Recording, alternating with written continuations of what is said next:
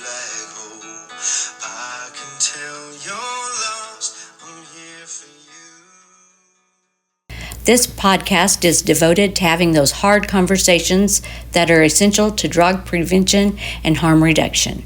The Prevention Project will take that deeper than deep dive by engaging with experts in addiction, healthcare specialists, first responders, and real people with lived experience.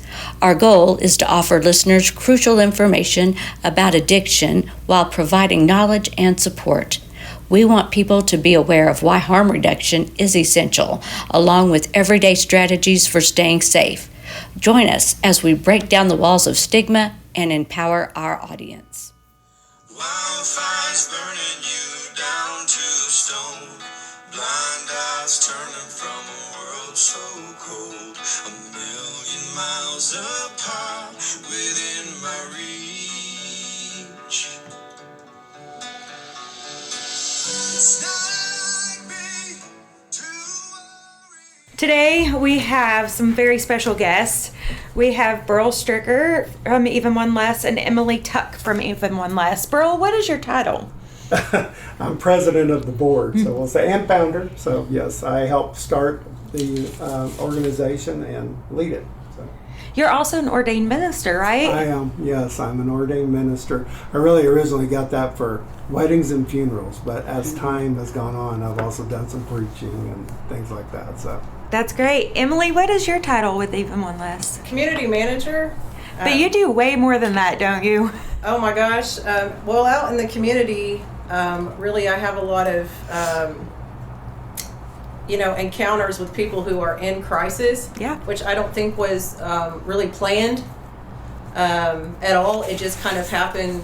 People realize that you're involved in suicide prevention and they just start reaching out to you more and more. And so a lot of firsthand encounters with people who are in crisis is what I've unexpectedly experienced.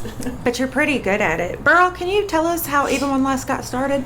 yeah, so it mainly was started with my aunt and I. My aunt lost both. She had 2 children and lost both of them to suicide.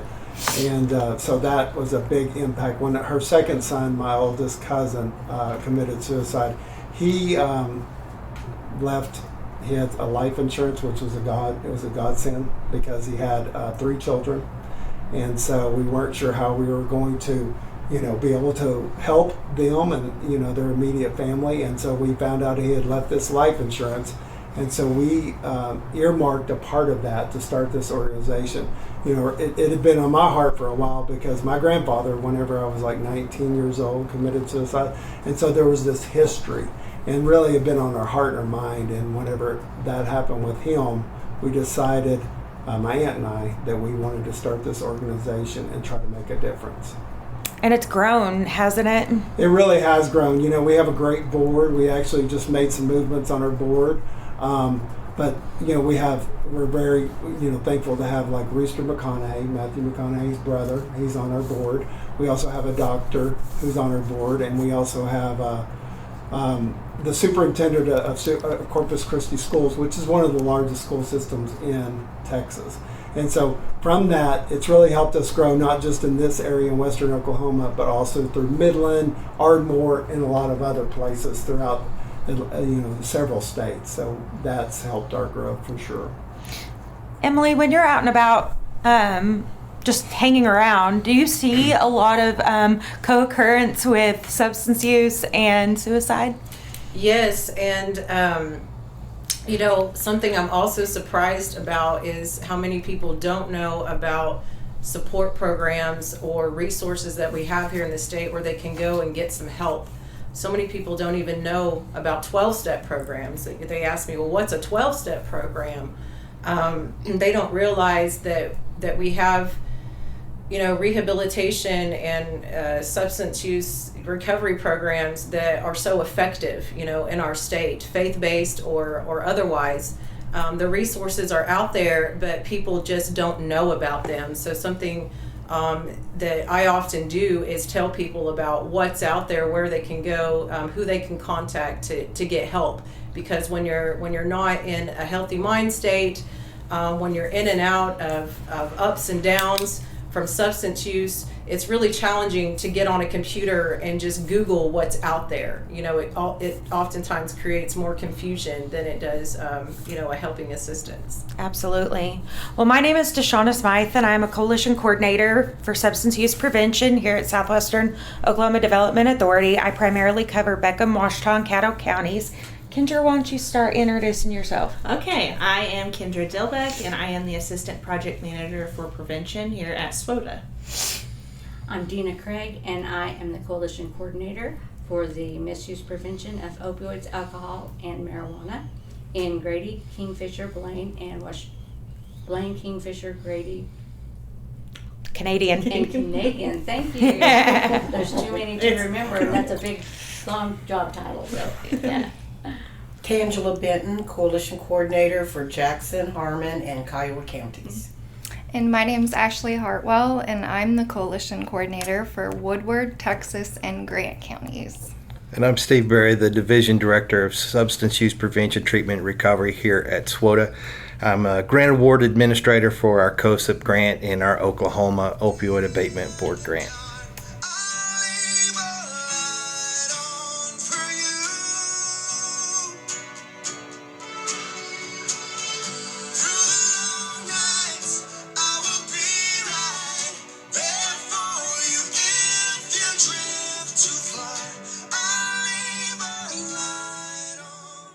So, Burl, I just wanted to ask you a little bit about suicide prevention. How often do you think that substance use is a motivating factor for suicide attempts? I know just based off the stats that we have here in Oklahoma for 2020, we learned that substance use was in the top 3 contributing factors for males in 2020, but it wasn't in the top 3 for women. So Emily, Burl, what are you guys seeing, especially working in crisis? I worked in crisis for several years, and so I did get to see that firsthand. Are you seeing a difference in gender and substance use and suicide attempts? I think that you have like a few, and you mentioned a handful of things that really impact the suicide rate. Yeah. And it's very clear that substance abuse is one of those. If not the top one, it's very close. Even if they didn't, let's say, abuse substances, but at the time they made this decision, they were drinking. Mm-hmm. That is huge. And I think that that's an area where, if somebody's in crisis, they need to get help right now. And that's really fairly simple. It's like, let's get them help right now. Hospital, the appropriate care. Those things are not complicated. In fact, from my point of view, if somebody calls me, same thing with you that you mentioned earlier, is that you do have people who call and say, because when they find out you're a part of this organization or what you're doing. But the truth is that we are not the most capable people. We got to get them to the right. And that one's pretty cut and dry. It's when you're dealing with other things like substance abuse that I think that's where everybody at this table, everybody listening can help, because there are great programs. Whether you're talking about AA, Alcoholics Anonymous, whether you're talking about the NA program. Mm-hmm. I just talked to someone today that was dealing with like a codependency, which is another part, relationships, toxic relationships. Now that was the same for men and women. Yes. It was the top motivating factor for both males and females. Yes. Those interpersonal relationships. But I think if you take both of my cousins who committed suicide, both of them were drinking whenever they did that. And so I think that it's like building up the courage in their mind. Yeah. I don't know, but it's something that can be addressed by all of us. And there's so many programs out there. I mean, they have like an app that's called the Meeting Guide. And literally you can find out wherever you're at. I can look it up right now and I can see, hey, and there is meetings here in Burns Flat. There's meetings, quite a few meetings, Elk City. And all of almost every little town, Cordell, Hobart, all of them have some kind of meetings. And it's really a lot more convenient and a lot more, available than we give it credit for. And those things, you're talking about like the AA program, which really started the 12-step. Mm-hmm. They have 100 years of proof it works. And I think that we can point those in those directions when you're dealing with And I think that those programs make a huge difference. It's interesting because in all the time that I worked in crisis, I never heard about any kind of application that could, deliver resources immediately for people. So I'm wondering how many people know that those things are even available. Yeah, whenever people are listening, or even you guys, if you'll pull up, with your app and the meeting guide, and that deals with AA only. They have them for NA. I'm not sure what the name of it is, but still, those are, and those are very available. And it's kind of surprising how many meetings, because I pulled it up at my house and I saw that there at noon, like today, there was like 3 different programs within 20 minutes of where I lived. So and those things are so welcoming usually, and they're very, they want to help. That's the whole big part of their program, is that we want to share what we've got. So, and it creates that community, because when you're looking at the statistics of it, one of the first things that people do is start to isolate themselves. I struggle with it. It's like, I want to be in my own little world. Well, that's actually a red flag for me, that I know, and that I do not need to isolate myself. And so what these meetings do, even if it doesn't completely relate, let's say you're not really struggling that much with alcohol, whatever, the point is these things still provide fellowship, they still provide community, they provide skills, and if you have that as a part of your plan, or part of what you're doing mental health wise, it's like you can't beat it. It really makes a difference. Do they help keep you held accountable as well? Yeah, I mean, so one of the things most of those programs are really encouraging you to do is get a sponsor, which you can think about. A sponsor sounds like this weird word, but it's really a mentor, somebody to help you through the whole process, because it is intimidating at first. They call it a very simple program that actually makes big impact, and I believe it. I've seen it in my own life, and I've seen it in other people's life. So yes, there's somebody to help guide you through those things. And think about another things, like one of the things they promote is 90 meetings in 90 days. Well, the whole goal behind that is that for 90 days you have support, and I think that it's a great way to really try to help people. Could you speak on Celebrate Recovery too, because it's a little bit of a different program, but it's still kind of along those same lines? Yeah, I think when you're talking about Celebrate Recovery, you're really, the whole AA or NA, any of those programs that's a 12-step program, it is definitely rooted spiritually. There is no doubt. You can read the material, it's rooted spiritually. And so what you're talking about is that really bringing that spiritual side out more through Celebrate Recovery. And if you're like me, I've gone to church my whole life. I am a Christian. So those things are also, if you look at the statistics, spirituality makes a big difference. It helps with community. It helps with those things that we struggle with. And so I think that that's kind of another version of it, and that's maybe more spiritual based. I would even question whether it's more, because I think they're both spiritually based, maybe slightly different. And I think that it's a great opportunity for you to maybe even see church in a different light, where you may have struggled with that, and now you're seeing it in a light of these 12-step programs. One thing that I loved about Celebrate Recovery when I attended was that it wasn't specific or unique to substance use. So you had people that were coming in with, a huge wide variety of hang-ups and barriers that prevented them from living the best quality life that they could and being at peace internally. And so that's what I really took away from Celebrate Recovery, was that maybe if I was dealing with a toxic relationship, right, I could go to Celebrate Recovery, work the steps, and get through that. If I was dealing with workaholism, or if I was dealing with maybe an eating issue, right?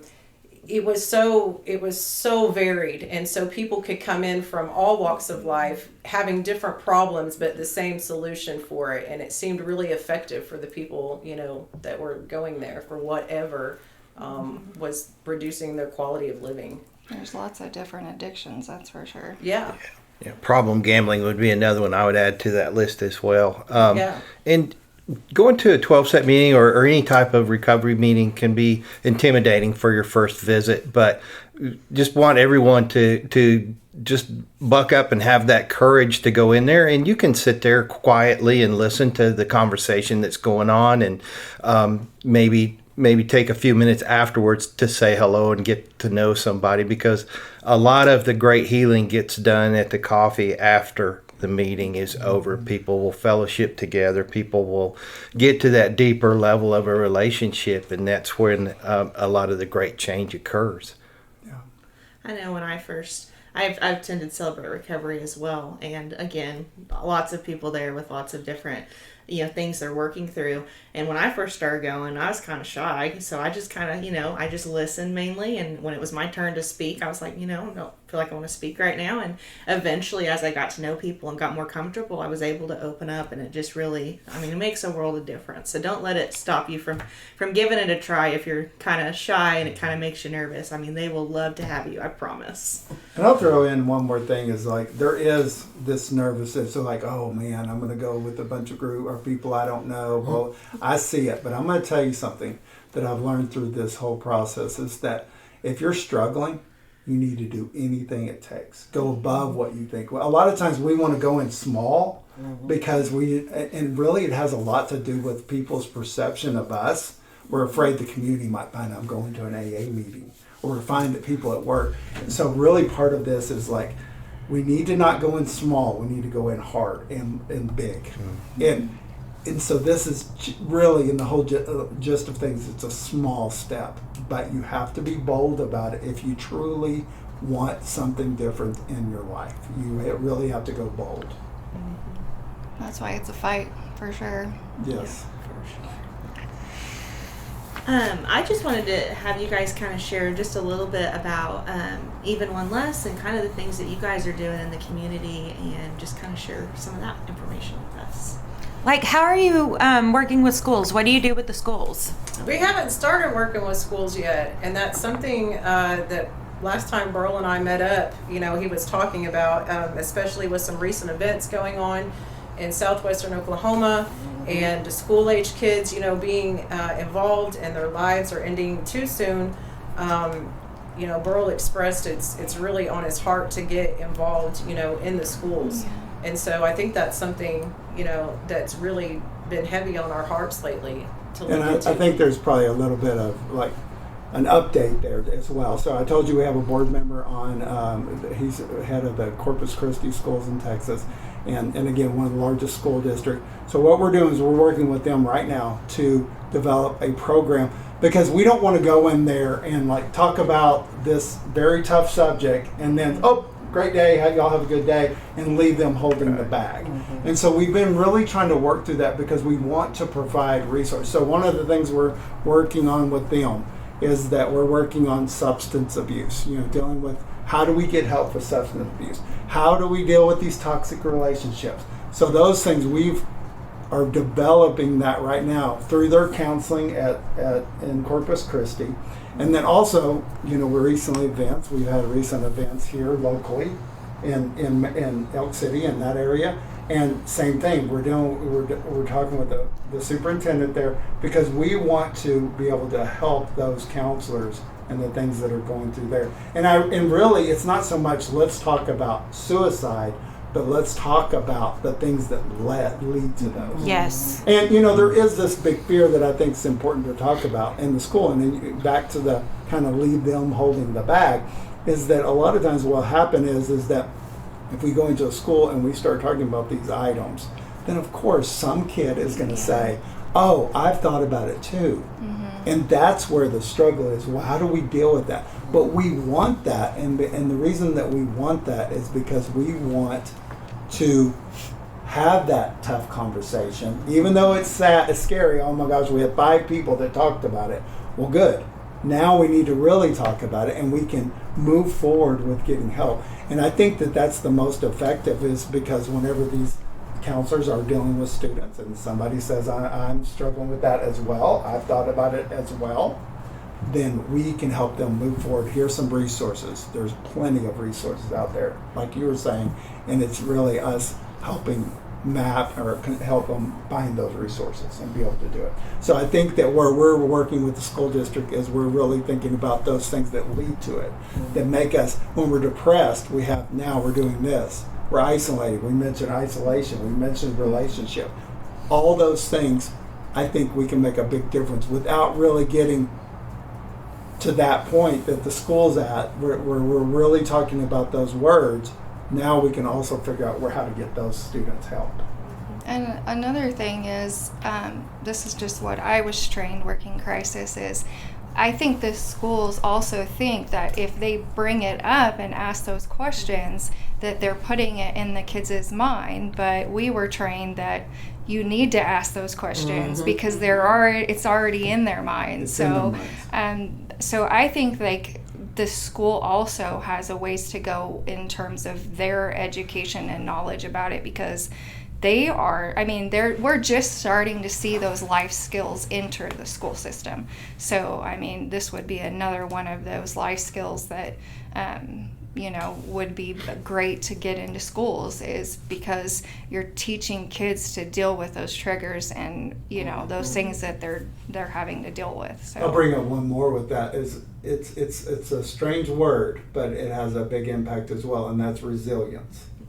So the thing about it is that there is an amount of resilience that we have to have in order to make it through this thing called life. Yeah. Life is tough.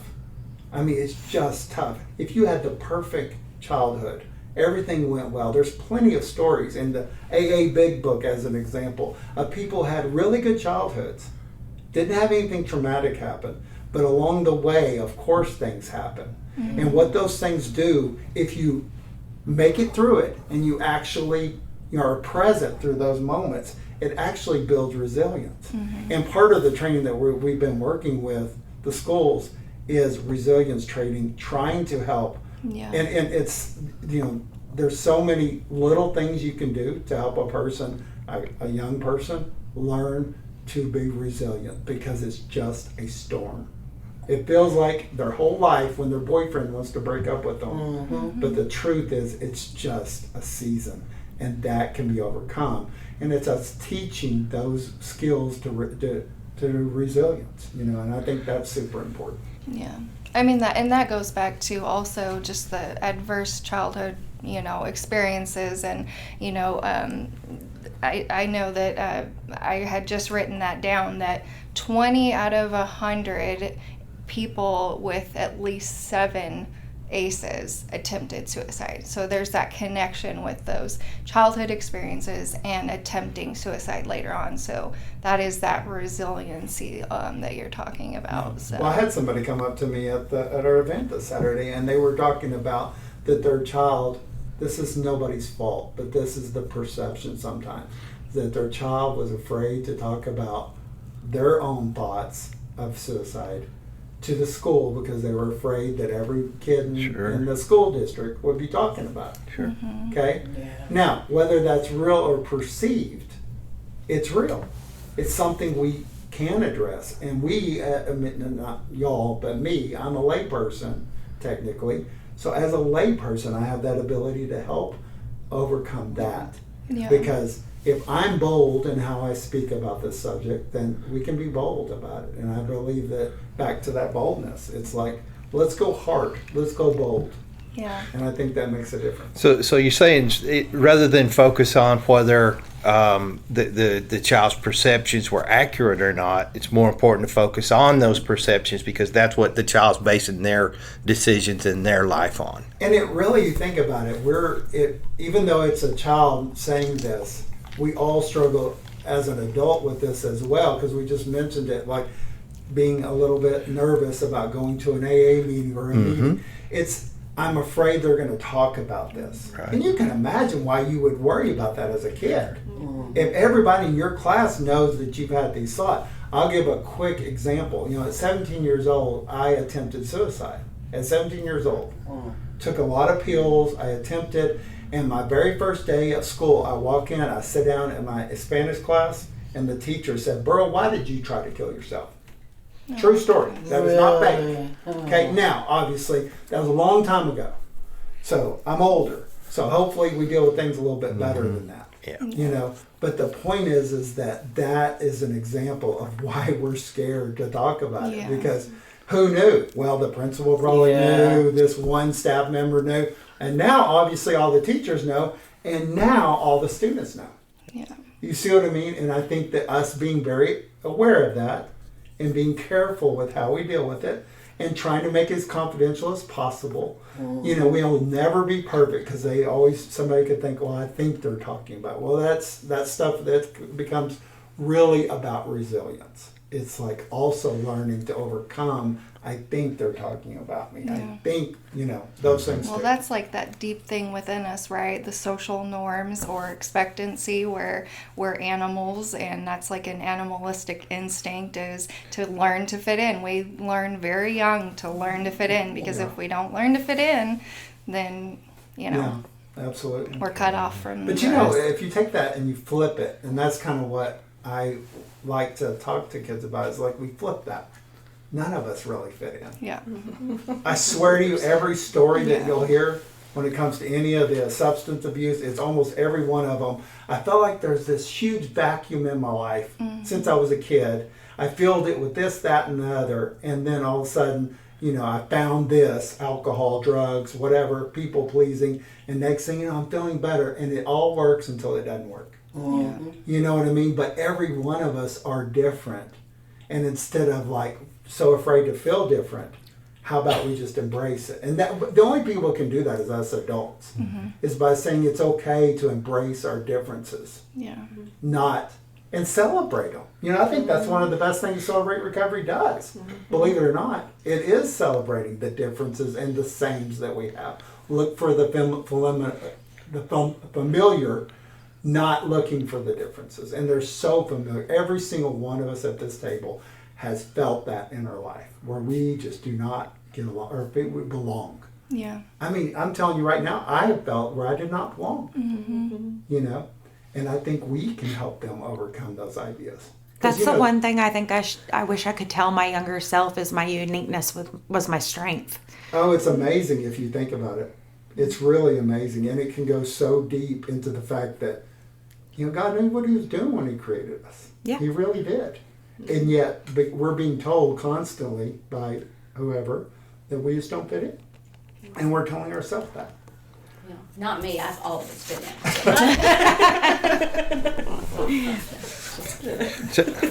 So Burl, you've shared some of you have personal history, you have family history, and this is why you're really passionate about what you do, and that's so important. But Emily, can you tell us how you got into this? What led you to become, community director? Well, I just, like Burl, you know, I've had my own personal struggles. You know, I had a good childhood. I would look back and call it like a good childhood, up until I got into the teenage years, you know, and started making some choices that really didn't align with the status quo, kind of lost my way. I think my first suicide attempt was also, you know, at 17. I had a child young at 17. I go to my primary care doctor and I say, you know, I'm not feeling right. I'm not feeling like myself. Ideally, I would have gone to a woman in the community or somebody who had understood kind of what happens to us after we have children, you know, and kind of a natural occurrence. But I got put on antidepressant medication for postpartum depression. I was young, naive, didn't really, you know, read the side effects. My mood continued to get worse, and eventually I attempted suicide.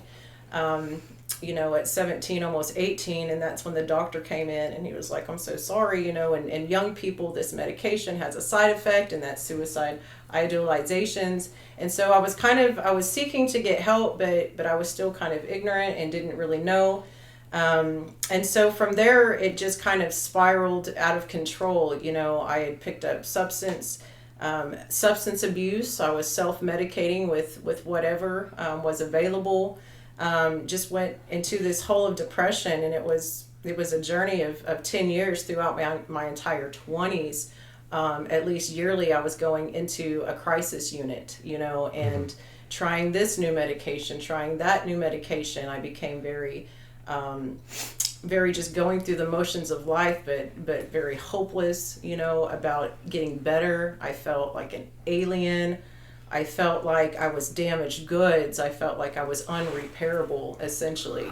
And it wasn't until probably the age of 30, I had hit my rock bottom. I had, gone to jail for having a mixed episode. I was manic. I was deeply depressed, so I was highly suicidal, but with tons of energy this time. I wasn't so lethargic and tired, that sort of depression. I had energy. I had drank some alcohol. I thought I just want to knock myself out, so I started drinking tons of alcohol, which didn't help the situation. And where I needed to go at that time was a crisis unit, but I ended up going to jail. But that was such a huge wake-up call for me, because that literally was my rock bottom. At the time, I had enjoyed working with nonprofits, working with the elderly in nursing homes, and just really being out there in the community. And I thought, oh my gosh, this jail time now my life is really ruined, right? But it was at that point in jail, I called my parents and I said, I need some real help. I need intensive help. I need recovery help. And so that's when I started a 2-year journey in just deep recovery. I relocated up to the city because I was so terrified of the stigma of what people would think about me. I had already been labeled, oh my gosh, you can't be around my child because she's got bipolar 1, she's going to harm my children. And there was just a bunch of stigma in my social circle, that had really damaged my self-esteem as well. So I moved to Oklahoma City, and for 2 years straight, it was just therapists, counselors, working with a good psychiatrist, getting on the right medications, going to groups. For the first time in my life, I experienced group therapies, and how it was just amazing. I walked in the door, and for the first time, I felt like I was somewhere I belonged, right? Even though it wasn't ideal, I felt kind of normal. I was around people who struggled with the same things that I did. I didn't feel like such a black sheep, or an alien. So the group therapy was huge for me. And then I, in my 30s now, I've got nearly a decade of just focusing on recovery, imperfectly, but it's become a passion and a purpose, for me to help others. If any of us are just a half a step ahead of another person, we can show them what's helped us. We can give them some hope that, hey, you can recover, because I thought I was doomed. I thought that I was going to be forever defective. And so just knowing we can recover, that little spark of hope, right? And in my recovery, I thought it was amazing that a lot of people that worked in the mental health field, whether it was in a crisis unit or whether it was in recovery programs, they themselves had and do have mental illness diagnosis, right? And so that was extremely hopeful for me, of like, oh my gosh, not only is it possible to get into recovery and to feel better, but you can actually help others, right, along their way from an empathetic standpoint. So that's why I'm doing what I do today. Nice. Very good. That's amazing. Yeah. So along those same lines, though, and that's fantastic that you had such a great support system. But what about those who don't have that, who don't have insurance, or homeless, they don't have transportation to, get to wherever? I think our mobile clinics are doing a tremendous job with helping that, but still, we've got a long ways to go. And secondly, to follow up with that, how do you explain to people who say, well, if they get sober and they screw it up again, well, that's on them? I think that's one of the, it's kind of off what Emily said, that, man, really, when you dig into mental health and you dig with all these subjects we're talking about, a lot of us have experienced it.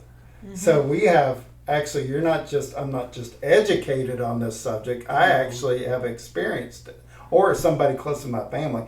You'd be hard pressed to take a group of people and not find someone in there that suicide hasn't affected their lives, whether it be them personally or somebody they know, and it's a ton of kids too, and so I think that creates that empathy that Emily talked about, is that we do have that empathy because we've been there. And I think you're seeing that more and more and more, where we're also being honest about what's going on. And back to what you were talking about like don't have a vehicle, don't have money. I think that falls under a grave excuse is really what it comes down to. And what we can do is we're doing things to help those people, right? Yeah. But on the same point, think about what we would do if we were an alcoholic to get a drink. We would literally go to, or an addict, you go to extreme lengths, and reminding these individuals that they went to extreme lengths to feed their addiction, to deal with that. It took up so much time, and recovery needs to take up that much time. Yeah. And that much effort. And it's difficult, but we don't sugarcoat it. That's what has to happen in order for you. And the people that relapse, they do. And they say that like relapse is a part of recovery. It is. I'm not sitting here advocating that, oh, it's great that we all relapse. What I'm advocating is as long as they call it, that basically not perfection, but progress. Mm-hmm. And I love that statement because it's progress, not perfection. Mm-hmm. So when we're dealing, if you've been this way, let's say for 40 years, there is no way within a few months everything's going to be clicked. It took you 40 years to get here, so it's going to take possibly 40 more years for you to get to where you need. But it's progress, not perfection. And those, the support system that Emily's talking about, I think that, the same thing is that we struggle. I felt like nobody was there to help me, and I'm sure she did too. Mm-hmm. And that's where these groups actually create the support system. It's a built-in support system, and it's pretty phenomenal to see that. I love going to AA meetings, and one of the reasons I love to it is because I see people being honest, genuine, and real. And I'm not worried about them walking out that door and talking to someone else about what I said. Mm-hmm. I think that is a realness that comes from experience, that truly that's what we can offer together. I think. Oh, go ahead, Em. I had to rely in my 20s. In my 20s, I was financially stable enough to where I could afford the $400 to $800 a month in private pay, because back then insurance didn't cover mental health. Mm-hmm. It was private pay. I was in that position where I could afford it, but to be honest with you, it was when I did not have the resources. And I needed a community mental health center, such as Red Rock, such as North Care. I had to have that service that didn't discriminate on what amount of money I had in the bank to help me get, the help that I needed. And ironically, after all the private pay help I got, it was the community mental health centers that I feel like helped me the most. And that's because there was a case manager there. It was just this case manager was like, oh, you're clearly in a bad financial situation because of your mental health, right? I think most people who do struggle with mental illness, and I can't say that statistically, but at least a portion of people that struggle with mental health issues have now not been able to hold down their jobs, right? And so they are destitute financially to get that help. And I think that community mental health centers do get a lot of stigma, but they helped me greatly. I didn't have to pay a dime. Sometimes I had to take public transit, which, what I'm seeing in Western Oklahoma now is that we do have public transit available, Sooner Ride, that can get you to a crisis unit, that can help get you to appointments if you need. There's virtual appointments, right? So if I'm stuck and I can't leave my house, maybe as far as I can get as a library or wherever, I can get that virtual assistance and that help if I can't be there physically. But community mental health centers do get overlooked, but they provide a huge support to those who just don't have the resources otherwise. And then your case manager can help you find those resources. I was able to find a way to get my teeth cleaned for free. I was a way to get my eye care that was brought to my attention. You can get help with your eye care here. You can get this insurance. The amount of help that I got in all the areas of my life was tremendous. And that's of really high value if you're dealing with a really significant, under-resourced type of lifestyle. It depends on the facility. It depends on the facility and their investment in their job. That's true. The case manager has to show up every day. The therapist has to care. A lot of times when they go into the mental health facilities, they're treated as a number and they're not getting those rehabilitative services that they need. So it just really depends. You never know what you're going to get. You never know if you're going to get good care or if you're not. And then like Dina said, if you're lacking insurance, that's a whole nother, you're lacking that, support. How do you get there if it's rural? How do you, there's so many different things that, we should be pouring more money into our mental health facilities. And to the person who's struggling, keep trying, because something that I experienced was and like most of us are when we're not well mentally, we're quick to give up. We're so quick to just give up. We hit 7 or 8 closed doors, or we're not getting that care that we need to be getting. Maybe it's because the person we've been linked up with as our therapist or something, just their heart isn't in it, or our needs aren't being met.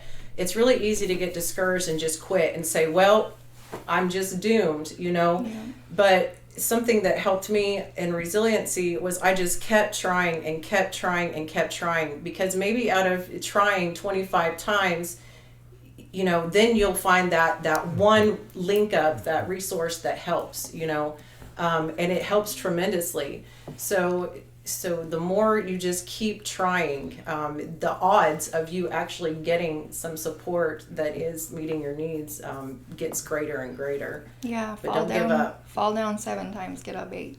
Yes. Yeah, for sure. Absolutely. That was something that my mom always had a problem with. My mom was diagnosed bipolar when I was 15 years old, after probably her 6th or 7th suicide attempt.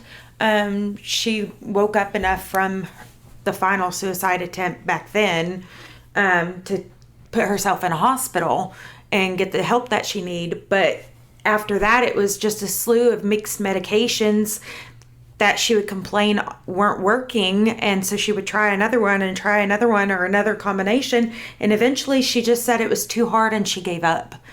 And I hate that she had done that. I wish she had had the resilience like I have to keep going, to keep fighting for herself, to keep loving herself. I watched her just go deeper into herself, and in the end, her bipolar 1, she died by suicide in 2020. My brother had died by suicide 11 months prior, and I think that the anniversary of his death was coming up. She just couldn't take it anymore. And that suicide attempt when I was 15, that put her in the hospital. My uncle had just committed suicide.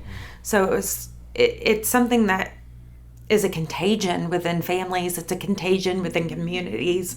Once one starts, another comes, and then another, and you wonder, when is it all going to end? And that's what we're trying to end right now. That's what we're fighting to end right now, is that contagion. Right. Statistically, Deshauna, those who have lost family members to suicide or loved ones to suicide, they're significantly increased in their risk of committing suicide, themselves. So you're actively saying, I refuse to be this statistic, right? Yes.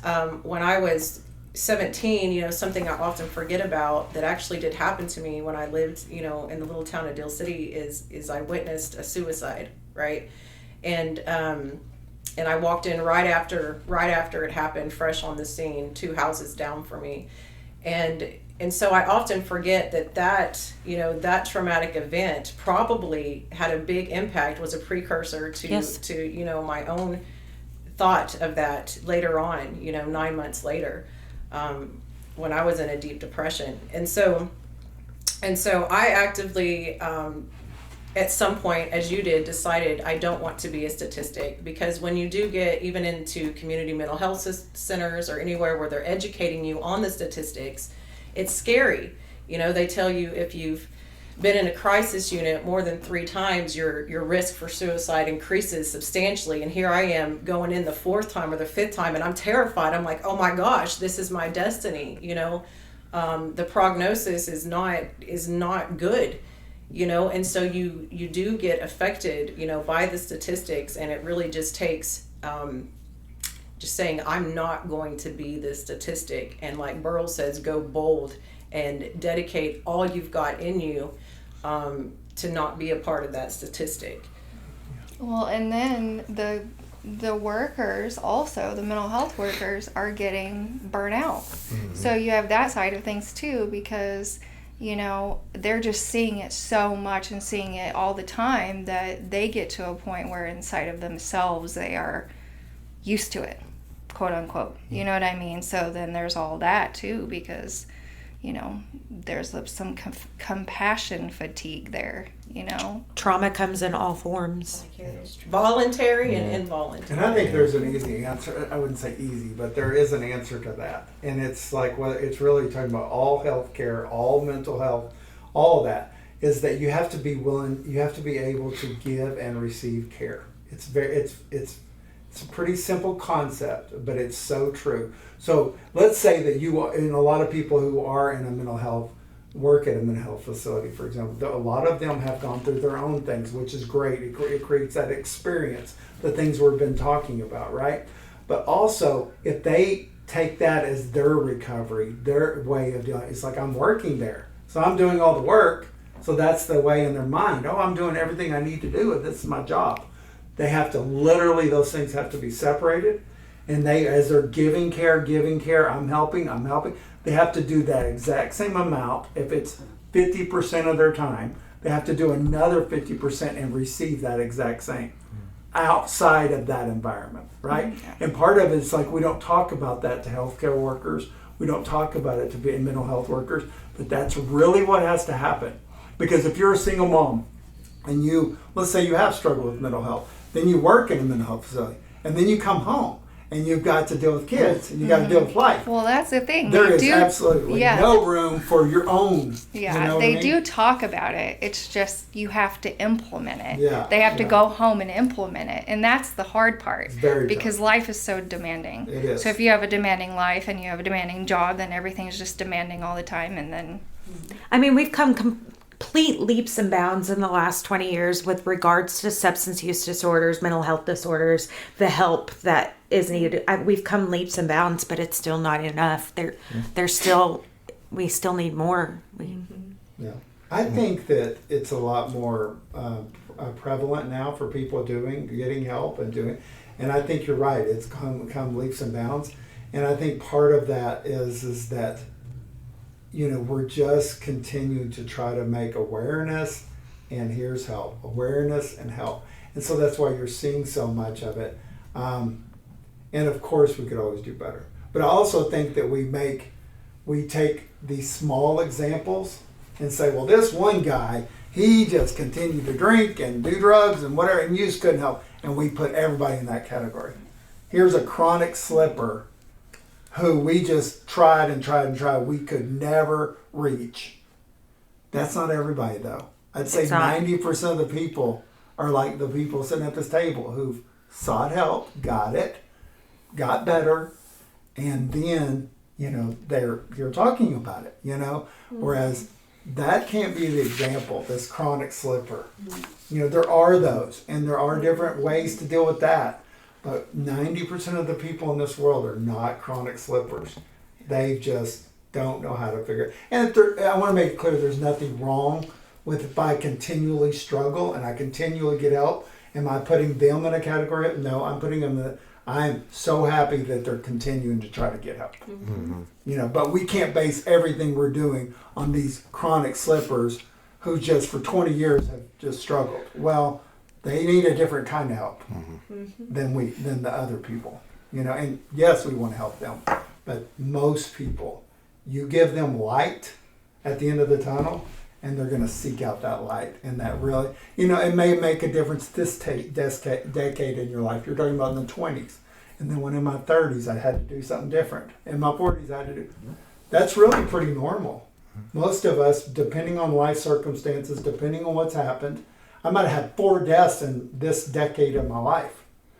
The way that I recover from that is way different than I had this happen, or I'm dealing with some depression in this decade of my life. But you see that we have to tailor it a little bit to what's going on in their life.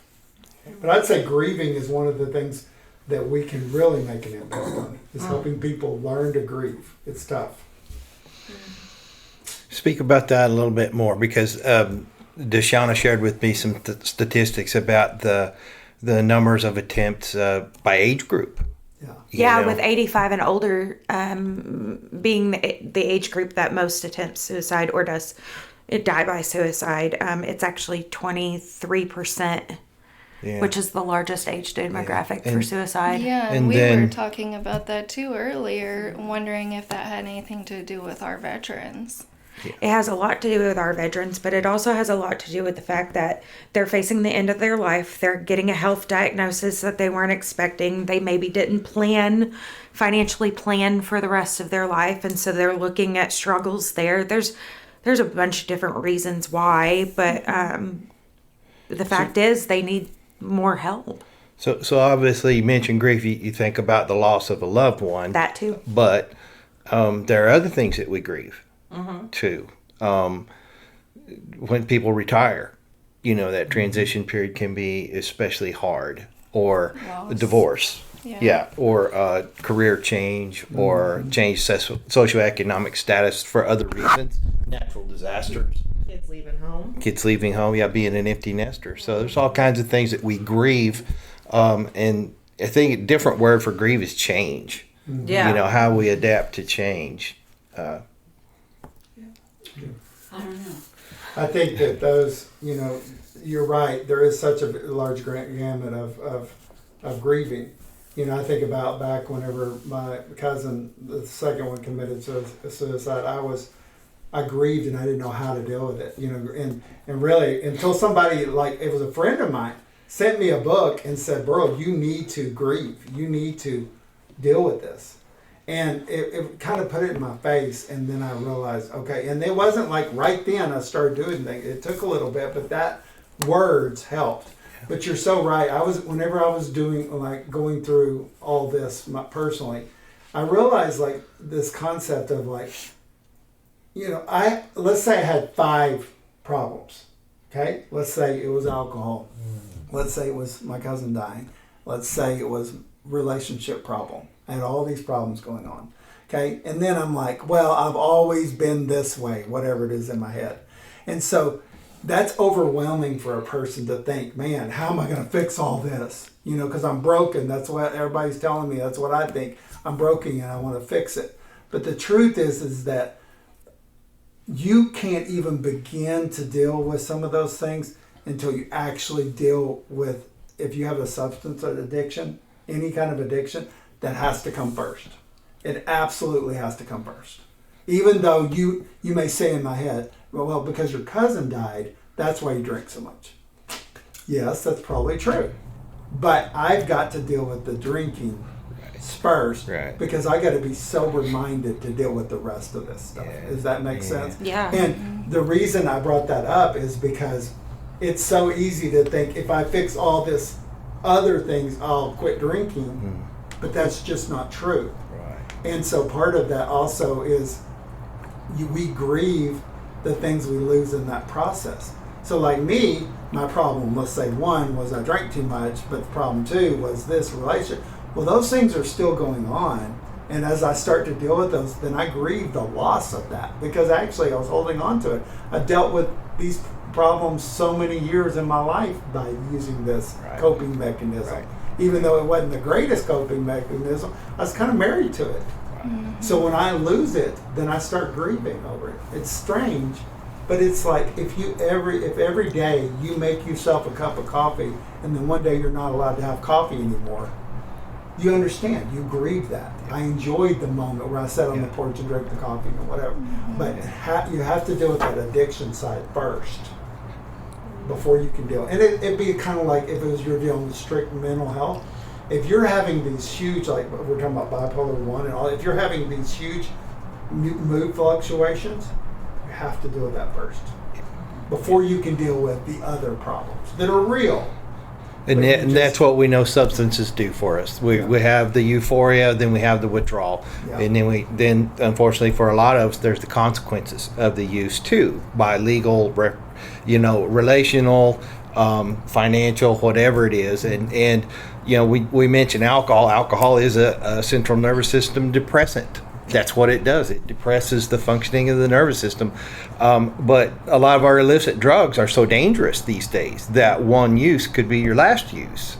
And so it's not a, I want to say luxury. That's probably not a good way to describe it. But in decades past, there was that notion that somebody could try substances for a while without dying. And they need to get rid of that concept now because of the situation that we're in. They're fatal. Yeah.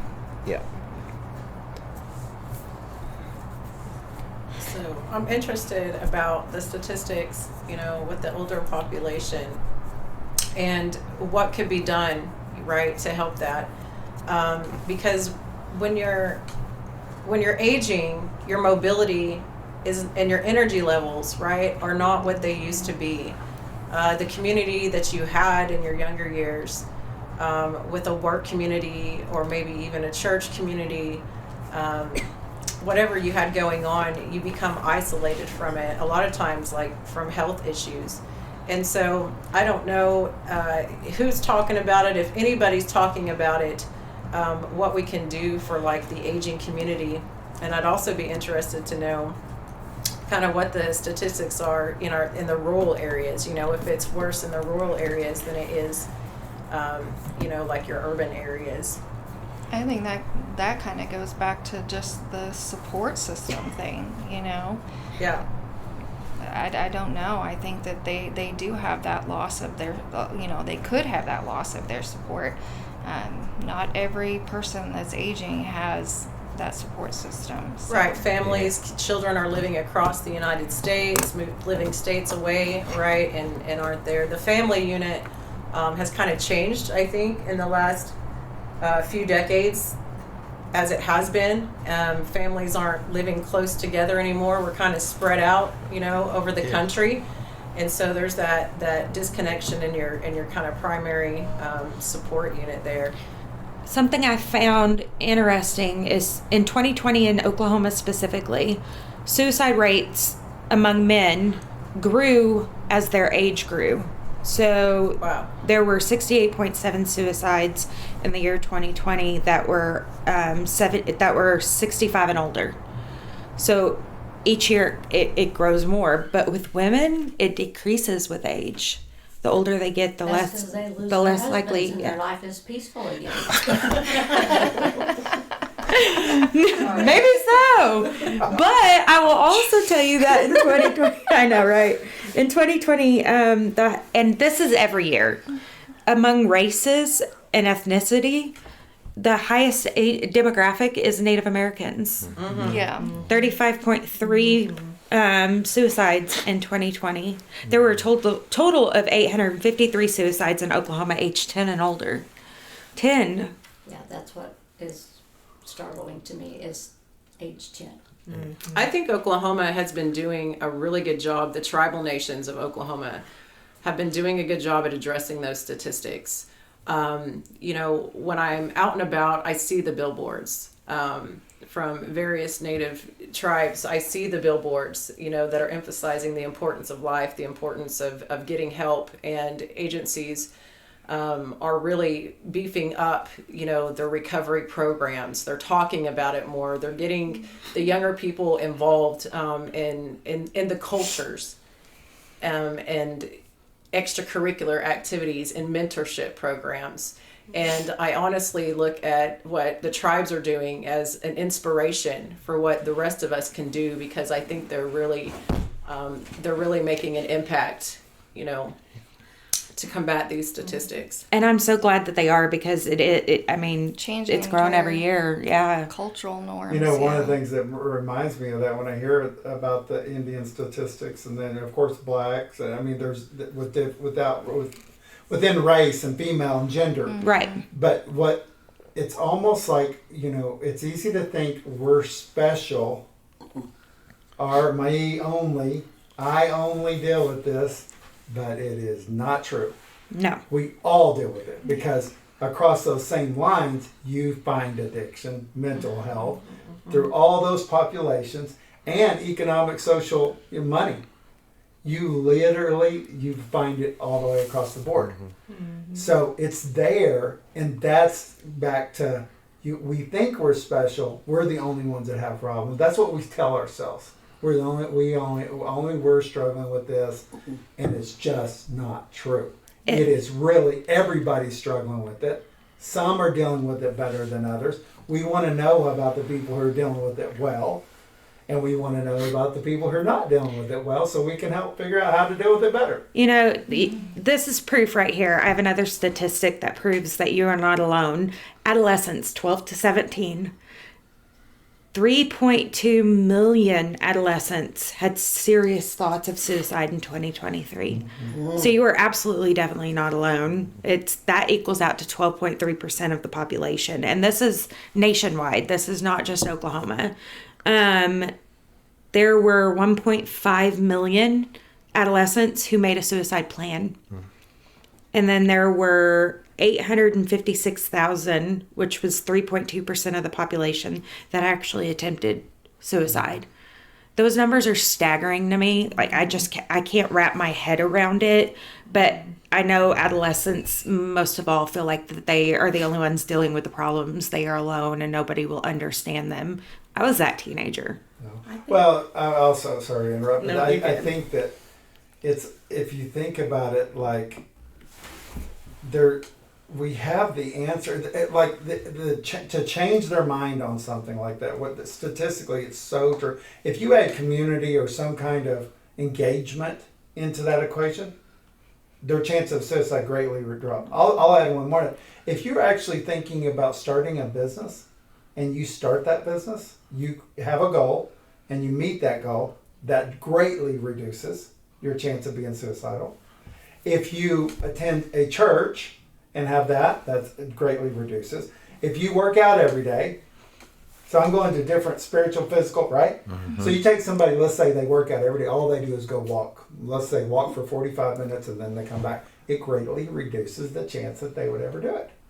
It only takes small changes to really make a big impact. Now, is that going to go forever? Let's say, do people who work out every day still struggle with depression? Absolutely. So there has to be more than that one. But I'm saying if you take somebody who doesn't work out, as an example, and you get them working out, doing walking, simple, then it greatly reduces that. If they're meeting if they set a goal and they're meeting a goal, then that greatly reduces the chance. And it's those small things that make a big difference. You know what I mean? I was just going to mention, I know we've kind of talked about it throughout this whole podcast, but just the stigma that's around, whether it's substance use or mental health.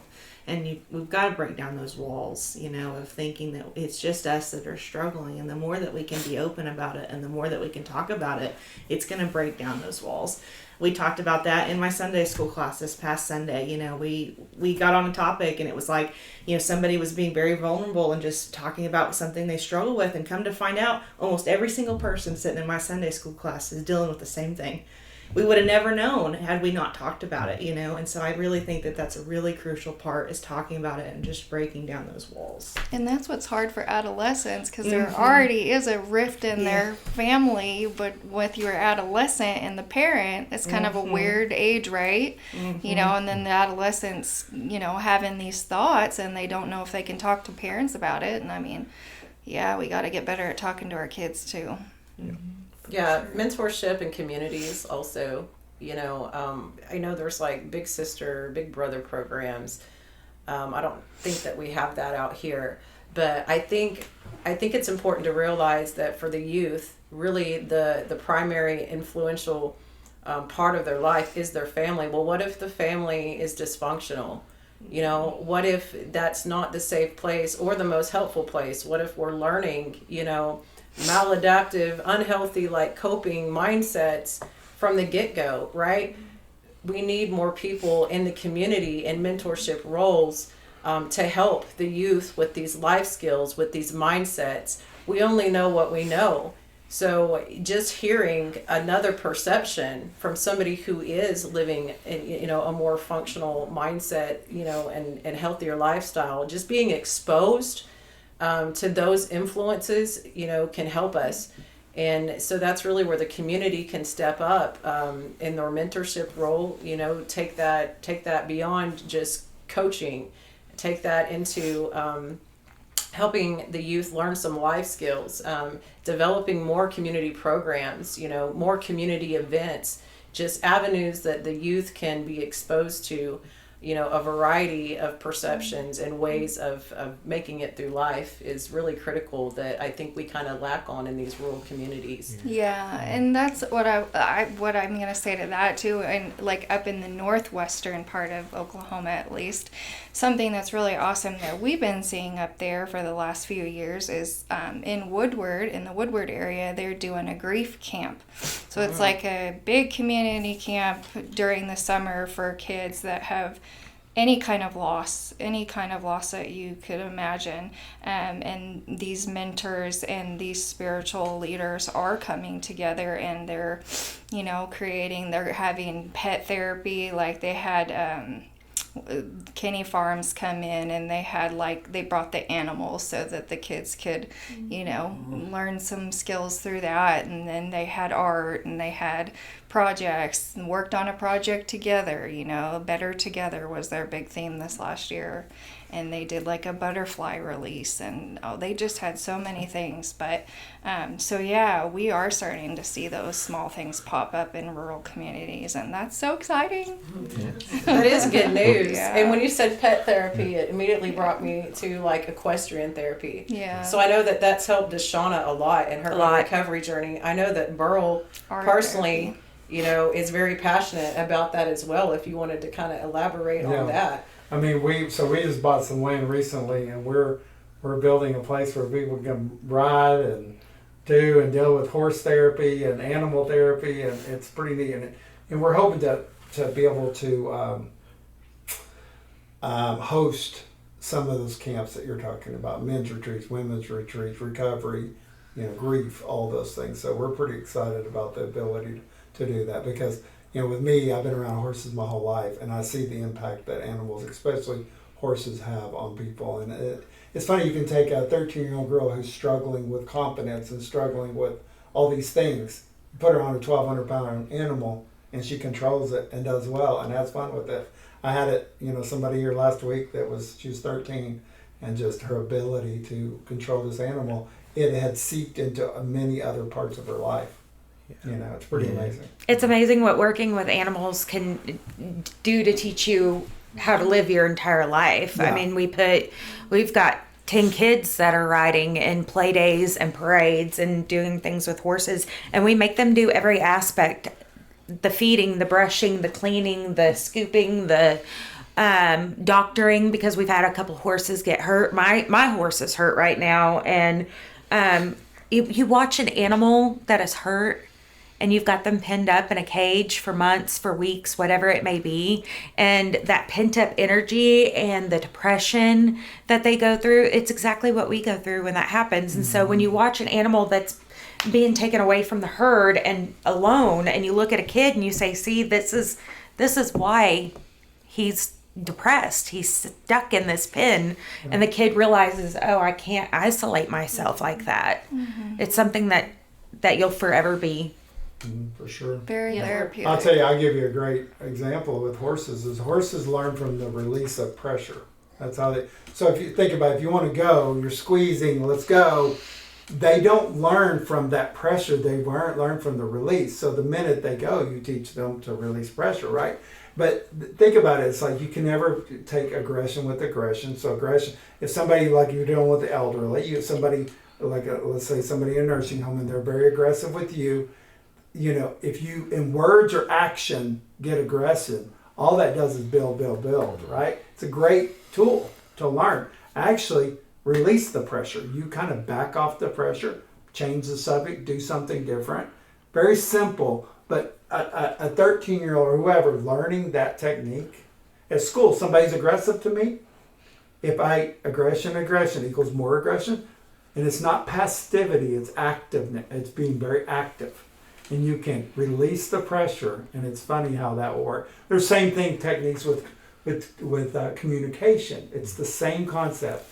It's like you teach these kids how to communicate in a very concise way, what's going on, and man, it makes a huge difference.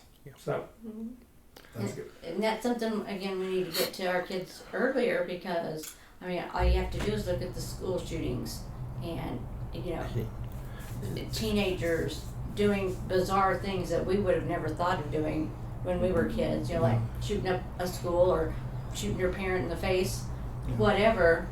And I don't think putting them in jail and locking them up and throwing away the key is the answer either. They need therapy. Therapy. Yes. So for the person who hears this that is still struggling, maybe they're in a kind of a dark place and they're not really sure what to do next. Can you give us just how do you define hope? Well, I think about the opposite of hope, which is despair. Okay, so here's despair. If I think tomorrow's going to be just like today, then that brings about despair. If I think that all the problems, everything I got going on, the horrible life that I have, if tomorrow's just like it, that creates despair. So hope is that change in what's going to happen that's happening right now. If I can change that, that's why we mentioned physical, horses, all these things we mentioned, those create hope.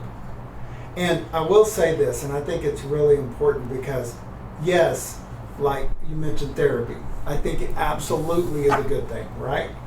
But I think if we look at this more as a tool belt and we pick 5, 6 items, whatever amount, we take multiple things and we use all in the tool belt, then that makes the biggest difference. So going back to my example of maybe we encourage them to get out, walk a little bit, get a little sunshine. Maybe we encourage them, definitely, you're going to do counseling. You do that once a week. And you're going to be doing this meeting, which will create community. And we're going to have a session where you talk to your parents, whatever. I'm just on an example. But it becomes a tool belt. And in that tool belt, counseling is this effective, and it is. It's very effective. But then you add these things to it, and it creates this unmistakable hope.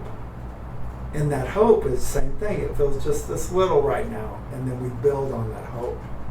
And what you're also getting rid of is the despair. Despair is why people do it. Right. Truly. If I think that my sorry life is going to continue tomorrow, why would I want to be here?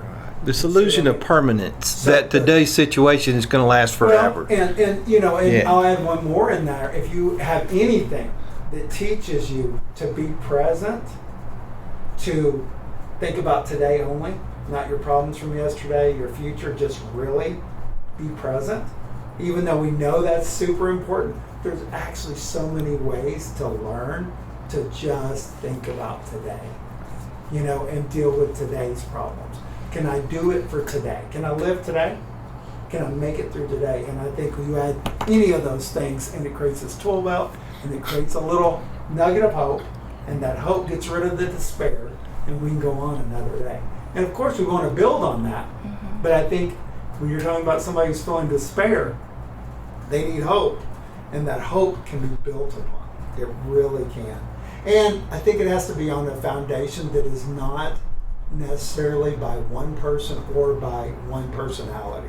So it's easy to listen to this really inspirational speaker and feel hyped up, and then I leave and I'm back down to where I was, right?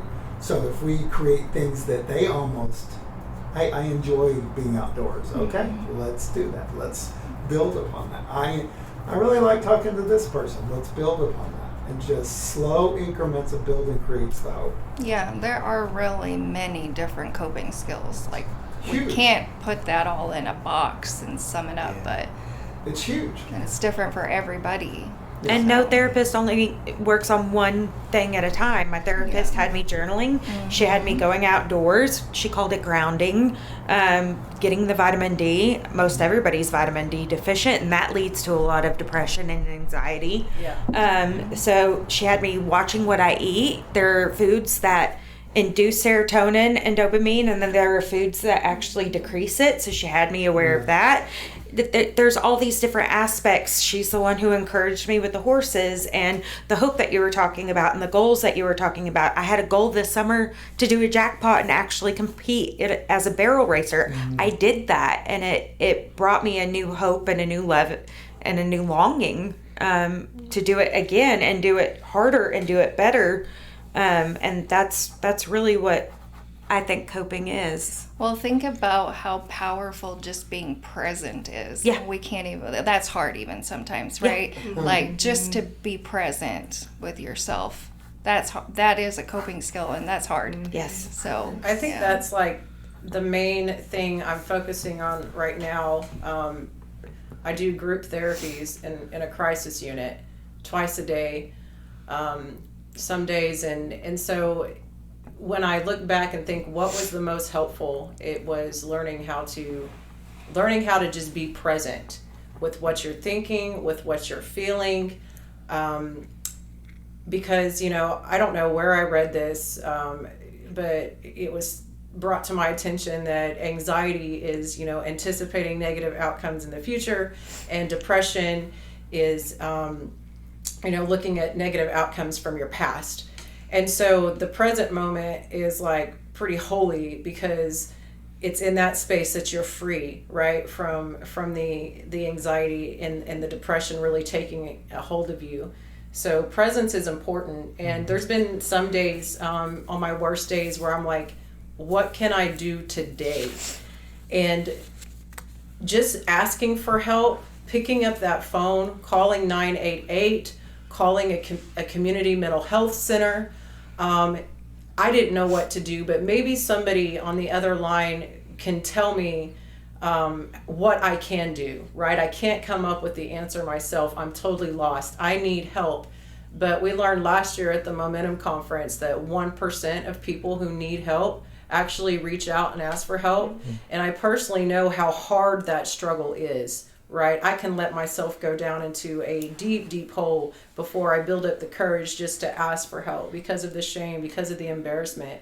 But having someone in your life that can even help you ask for help is important.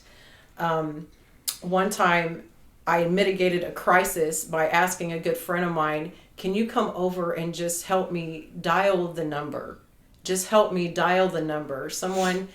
And it was easier for me to ask for help from that trusted person than it was to reach out to a stranger for help. But that person dialed the number for me. The psychologist on the other end answered the phone on the hotline, and I was de-escalated and feeling regulated again within 5 minutes, right? I needed to get over that hurdle, and that's still a challenge of mine, is to just get the help, just pick up that phone and know that somebody is willing to connect with you, who wants to help you to the best that they can with where you're at. That makes a huge difference in that little spark of hope. Yeah, so thank you for mentioning 988. It's a great resource here in Oklahoma. It's a free service. People can call and talk to a trained, licensed person on the other end of the phone. If you need help with substance use disorder, depression, other mental health challenges, call 988. Mentioning the community behavioral health centers, Red Rock Behavioral Health here in Beckham County and Custer County and Kiowa County and Grady County. And then we have Shortgrass in Harmon and Jackson counties, and then Jim Talaferro out of Comanche County. And I'm sure I'm leaving some out, but there are some there are people around who would like to help if they know what's going on. That's the thing, is we're only as sick as our secrets. And so just being able to share a little bit about what we're up to and what we're thinking and the place that we're in can really make a difference. People love you and they want to help you. Yeah, and something that I used to be terrified of was if I call, I'm in an emergency situation, but if I call 911, I'm going to get officers coming to my house. They're going to see me in a quite unsettled state, right? And I'm afraid. I'm afraid of the consequences from someone who's in such a position of power over me, right? It wasn't until later in my recovery that I learned to ask for a crisis intervention team.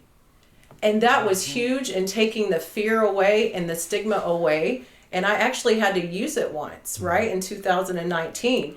And I felt so empowered because I asked, I need a crisis intervention team.